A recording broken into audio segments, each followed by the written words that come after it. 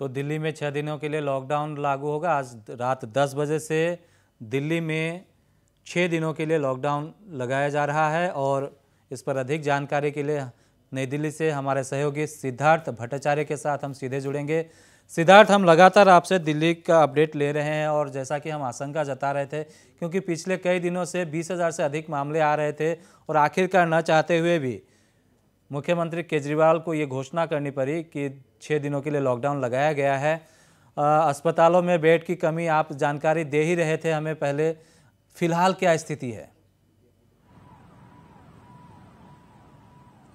जी हाँ, बिल्कुल रंजीत, इस समय कहा जाए तो दिल्ली की हालत बेहाल है और इसीलिए मुख्यमंत्री अरविंद केजरीवाल और उपराज्यपाल के मीटिंग के बाद तुरंत ही लॉकडाउन की डिक्लेरेशन जो है वो दे दी गई थी। हमने इससे पहले भी नॉर्थ ईस्ट लाइव के दर्शकों को बताया था कि केजरीवाल जो लॉकडाउन के बिल्कुल खिलाफ थे, वो लॉकडाउन देने के बिल्कुल खिलाफ थे, वो केजरीवाल उनको पिछले 2 दिन कर्फ्यू देना पड़ा, वीकेंड कर्फ्यू देना पड़ा, फिर आज से लॉकडाउन 1 हफ्ते के लिए लॉकडाउन देना पड़ा। तो कहीं ना कहीं दिल्ली की हालत जो है वो बहुत ही खराब है और जो मेडिकल सिस्टम है वो एकदम ध्वस्त हो चुकी है।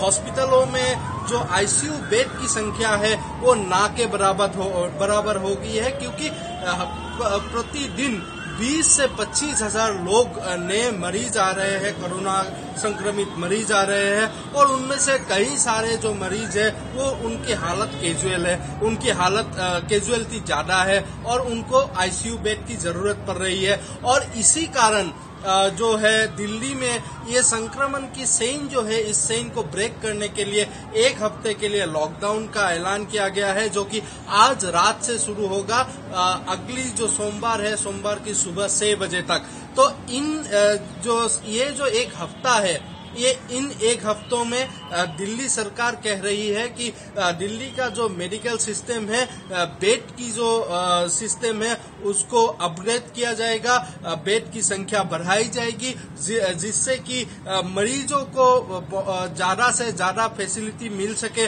वो फैसिलिटी देने के लिए दिल्ली सरकार कोशिश करेगी और इसी तरह से ये जो 1 हफ्ता है, इस 1 हफ्ते में दिल्ली का जो मेडिकल सिस्टम है फिर से इसको रीएक्टिवेट और दुगना करने की जो जरूरत है उसे पूरा करने की कोशिश करेंगे। और इसी दौरान ये जो लॉकडाउन है, इस लॉकडाउन में मैं नॉर्थ ईस्ट लाइव के दर्शकों को बताना चाहूंगा कि जो एसेंशियल सर्विसेज है, मेडिकल है, फूड सर्विसेज है, उनके ऊपर पाबंदी नहीं है। और शादी ब्याह जो कि पहले से ही तय हो चुकी थी, वो शादी ब्याह अनुष्ठित करने दिया जा रहा है, लेकिन केवल 50 लोगों की उपस्थिति में ये शादी हो सकती है। और उसके अलावा अगर फ्यूनरल हो, किसी की देहांत हो गई है, उनकी फ्यूनरल हो, उसमें केवल 20 जन लोग उपस्थित रह सकते हैं। इसके अलावा जो लोग बाहर से दिल्ली आ रहे हैं, एयर पैसेंजर हो या ट्रेन पैसेंजर हो, उनको भी, उनकी मूवमेंट को भी रोका नहीं गया है। एयरपोर्ट से वो लोग आ सकते हैं और या तो फिर एयरपोर्ट या रेलवे स्टेशन तक जा सकते हैं, लेकिन उनको अपनी जो टिकट है वो टिकट दिखानी पड़ेगी। इसके अलावा जो है, जो पेशेंट है और जो प्रेग्नेंट लेडीज है, प्रेग्नेंट वुमेन्स है, उनके लिए भी जो मूवमेंट है वो उसके ऊपर पाबंदी नहीं लगाई गई है।